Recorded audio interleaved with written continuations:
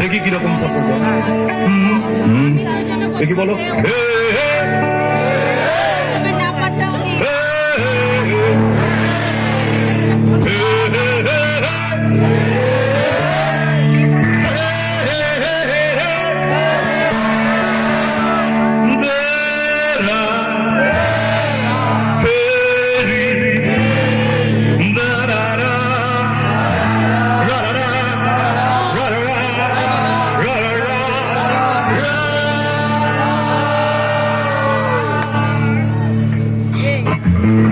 ছুটির ঘন্টা